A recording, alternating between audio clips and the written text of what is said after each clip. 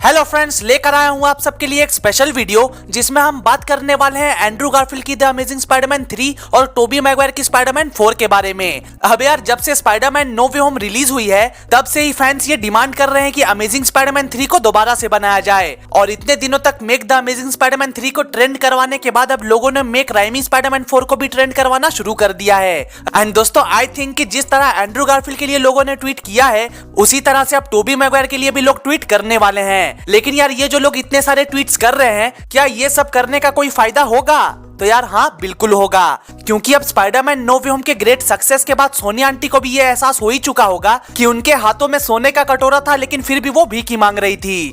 और यहाँ मैं मजाक नहीं कर रहा हूँ यार, स्पाइडरमैन नो वे होम से ऑडियंस का इतना अच्छा रिस्पांस तो सोनी आंटी ने इमेजिन भी नहीं किया होगा। और अब जब उन्होंने टोबी और एंड्रू के इफेक्ट्स को देख ही लिया है तो अब उनके पास रीजन ही क्या है उनकी मूवीज पे नहीं काम करने का।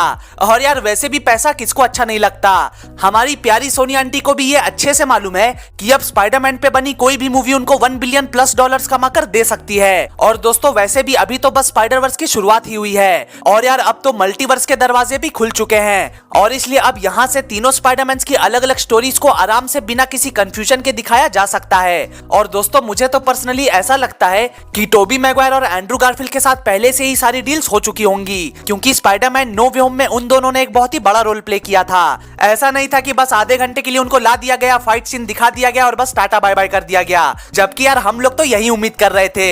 लेकिन एक्चुअली अब मूवी देखने के बाद हम सबको पता है कि टोबी मैगवायर और एंड्रू गारफील्ड का उस मूवी में एक पर्पस था। आज अगर टॉम हॉलैंड स्पाइडर बॉय से स्पाइडरमैन बना है तो उसमें टोबी और एंड्रू का एक बहुत ही बड़ा रोल था। और यार, जिस तरीके से नो वे होम का एंड हुआ था वो भी बिल्कुल अनएक्सपेक्टेड था। मतलब कि यार, तुम ही लोग मुझे बताओ, कितने ऐसे लोग होंगे जिन्होंने ऐसा सोचा होगा कि तीनों स्पाइडरमैन उन विलेंस की जान बचाने के लिए उनसे फाइट करेंगे?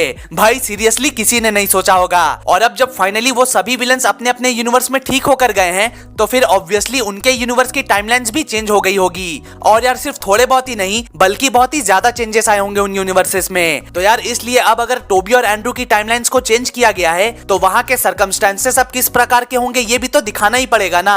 और जब वहां की टाइमलाइंस को सोनी आंटी और केविन चाचा ने चेंज किया है तो फिर उसके बारे में भी उन्होंने दिखाने के बारे में तो सोचा ही होगा ना यार। अब दोस्तों, मुझे नहीं पता कि मैं सही सोच भी रहा हूँ या नहीं, लेकिन अगर मेरा सोचना सही है तो फिर तो सोनी आंटी ने अमेजिंग स्पाइडरमैन 3 और स्पाइडरमैन 4 बनाने का मन पहले से ही बना लिया होगा। लेकिन दोस्तों, फिर भी क्योंकि ये बस मेरी थियरी है तो इसलिए इसको सीरियस लेने की जरूरत नहीं है तुमको।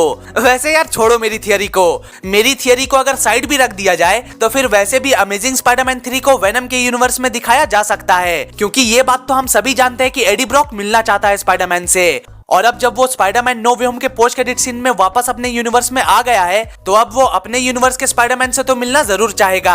और उसके यूनिवर्स में अगर कोई स्पाइडरमैन हो सकता है तो वो एंड्रू गारफील्ड का ही स्पाइडरमैन हो सकता है। तो इसलिए हमारी प्यारी सोनी आंटी, अगर आप इस वीडियो को देख रही हो तो यार बना डालो अमेजिंग स्पाइडरमैन 3 वेनम को लेके, क्योंकि आंटी हम लोग सच में वेनम और एंड्रू गारफील्ड को एक साथ देखना चाहते हैं। और आंटी, वैसे भी आप $1 बिलियन कमाना चाहती हो या नहीं? आंटी बोल बोल के इज्जत दे रहा हूँ, इसलिए अपने भतीजे को खुश करने की कोशिश करो। दोनों को लेकर बना डालो, एकदम सोचने की जरूरत नहीं है। तो दोस्तों, ये तो हो गई अमेजिंग स्पाइडरमैन 3 की बात। लेकिन अब बात कर लेते हैं कि टोबी मैगवायर की स्पाइडरमैन 4 को किस तरह से आगे बढ़ाया जा सकता है। अब यार देखो, फैंस का तो ये कहना है कि टोबी मैगवायर की स्पाइडरमैन 4 को लोगन स्टाइल में बनाया जाए, मतलब कि जो स्पाइडरमैन 4 हो वो टोबी मैगवायर की एकदम आखिरी मूवी हो। और यार, ऐसा मेरा कहना नहीं है, ऐसा फैंस का कहना है, जो कि सही भी है। अब यार, सोनी आंटी लोगन स्टाइल में बना दो मूवी, ट्रिब्यूट भी दे दो उसको, लेकिन मल्टीपल प्रोजेक्ट्स के लिए उसको वापस भी लाती रहना, ताकि थोड़े थोड़े दिन में नॉस्टैल्जिया वाला तीर मार के पैसे भी आते रहें। क्योंकि आंटी, मैं लिख के दे सकता हूँ कि टोबी मैगवायर को बस देखने के लिए ये लोग पैसा उड़ाने के लिए तैयार बैठे हैं। और वैसे भी नो वे होम के बाद ये बात तो आपको भी मालूम है। तो इसलिए आंटी, बना डालो स्पाइडरमैन 4 को भी,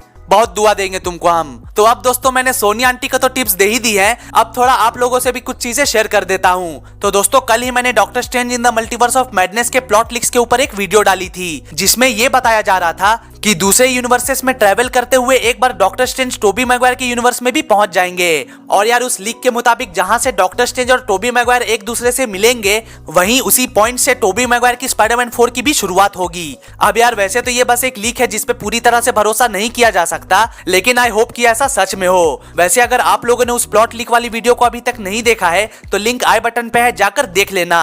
तो यार बस आज के लिए इतना ही। आपकी इस बारे में क्या राय है ये मुझे कमेंट्स में जरूर बताना, और जाने से पहले वीडियो को लाइक और चैनल को सब्सक्राइब भी जरूर कर देना।